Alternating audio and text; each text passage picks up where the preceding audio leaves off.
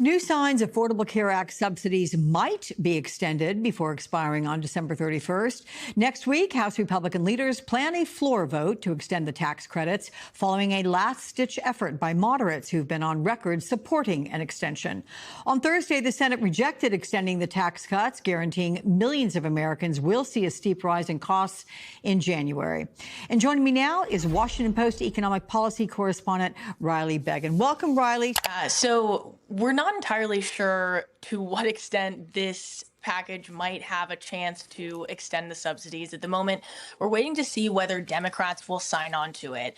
Because most House Republicans oppose extending the subsidies, they're going to need significant Democratic support. At this moment in time, we don't know which of these two competing ACA extension proposals are going to be the one that Republicans choose to go forward with. But even if that does succeed, that creates new complications because, as I mentioned, most House Republicans do not want to extend the subsidies if they are attached to the bill, whether the bill will succeed. So a lot up in the air right now. I think it speaks to the challenge of navigating healthcare, which is a complicated policy issue.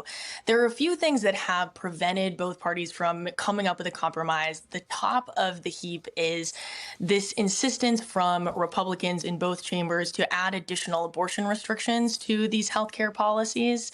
That's something that is really a no-go for Democrats and has sort of been simmering under the surface of a lot of these negotiations.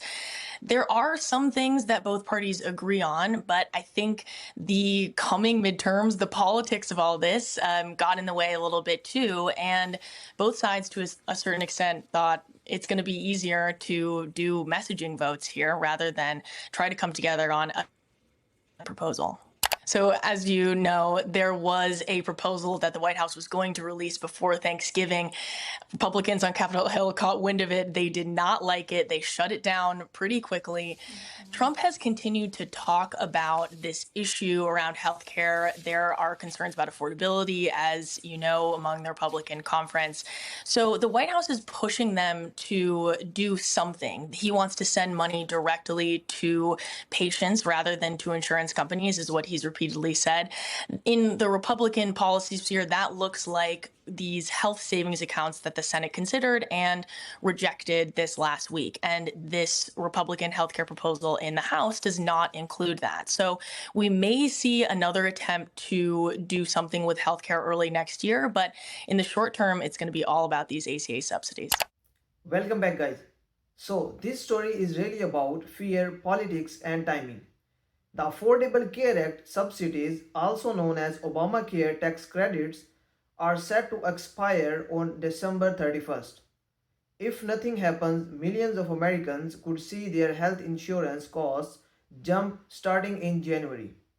And now, according to a Washington Post reporter, some Republicans are very scared, but about what that could mean for them politically. At first glance, this sounds surprising. Republicans have spent years criticizing Obamacare.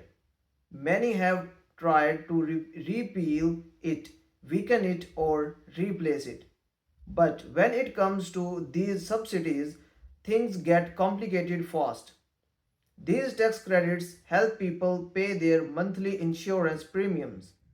Without them, healthcare becomes more expensive overnight for working families, senior not yet on Medicare, and people who don't get insurance through their jobs.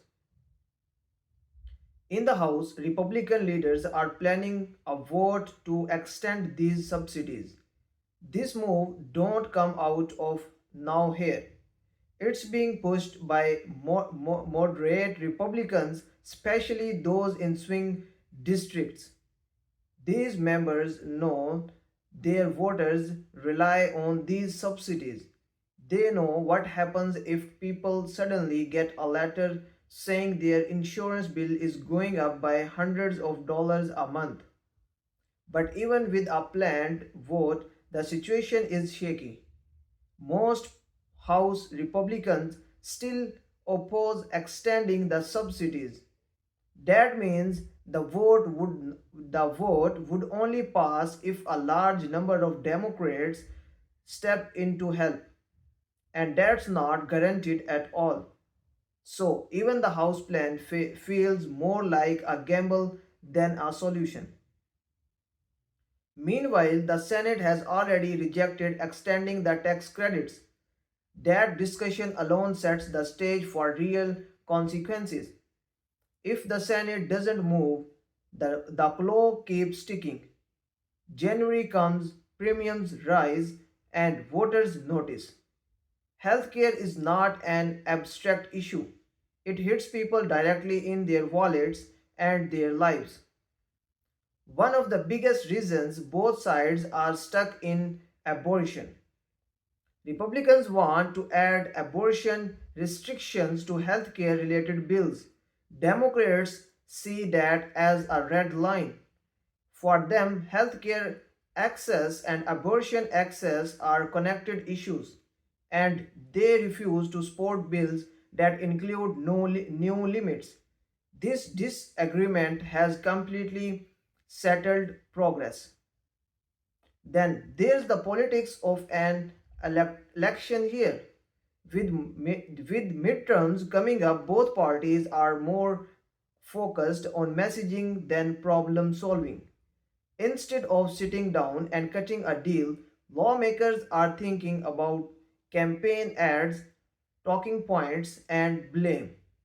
Each side wants to be able to say this is the other party's fault. But behind closed doors, the fear is real, especially among Republicans. Moderate Republicans know that if these subsidies expire, voters will not blame the process. They will blame the people in power. And in many districts, that could mean losing a seat. That's why the Washington Post reporter says some Republicans are very scared. It's not about ideology anymore, it's about survival.